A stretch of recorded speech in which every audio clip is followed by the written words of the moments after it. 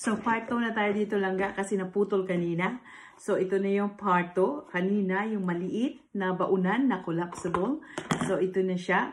Maliit lang siya pero malalim din naman siya. Kaya okay lang. So, ito na silang tatlo. Ayan. Nag-collapse. Anyway, ayan na sila. Ayan. So, ito yung malaki.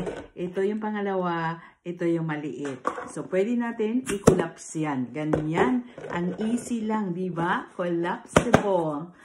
Di ba? Ang ganda. So, yan. Ayan, tatlo sila. Yan siya ngayon. Meron din akong in-order na chopping board. This is for camping. Manipis lang siya. At plastic. At meron din akong in-order na mga storage. Ang laki pala. Akala ko maliit lang. So, ito na siya. Inasymbol ko siya. Ito na. Ito na siya. Ganyan sa kalaki. Sorry. Ganyan sa kalaki. Mga langga. Ganyan kalaki yan. Yan. Ganyan.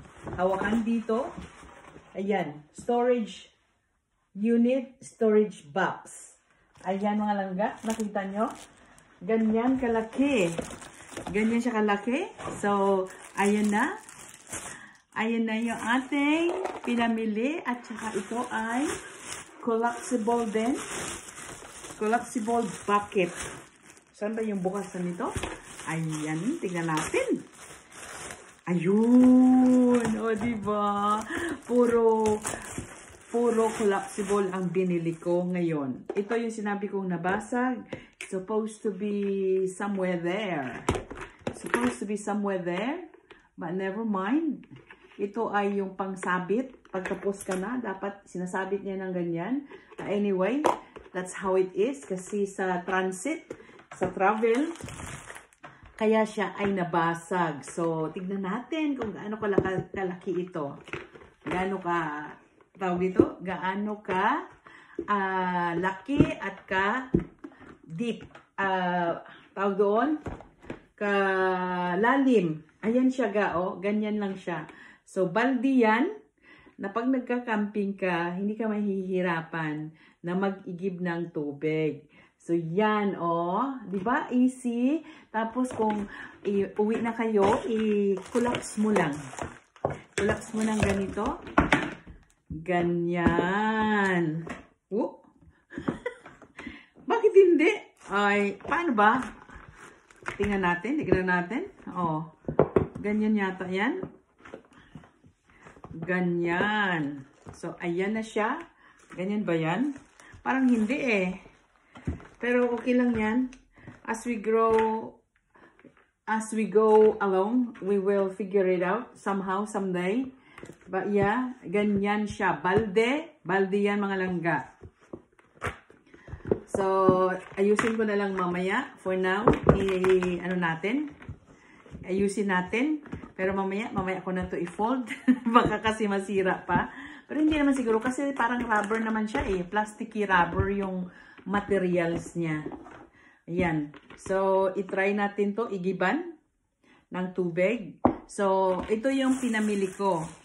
So, isang balde, tatlong collapsible na bowl na ganyan. Ayan.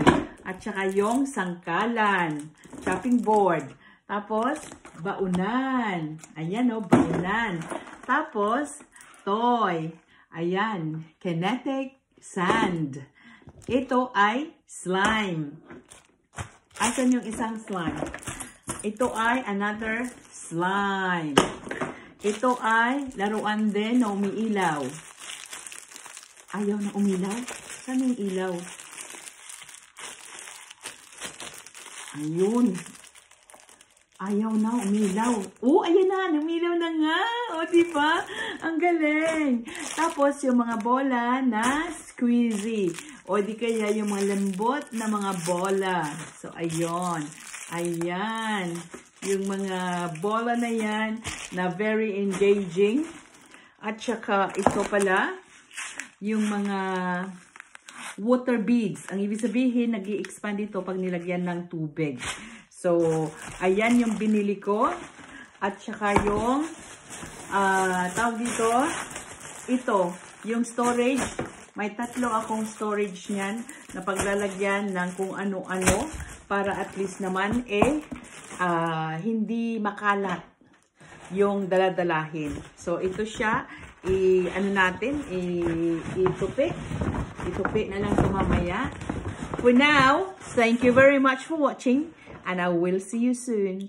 Thank you very much. Bye for now. This is your Ninang Rica. Bye-bye. Love you all. Bye.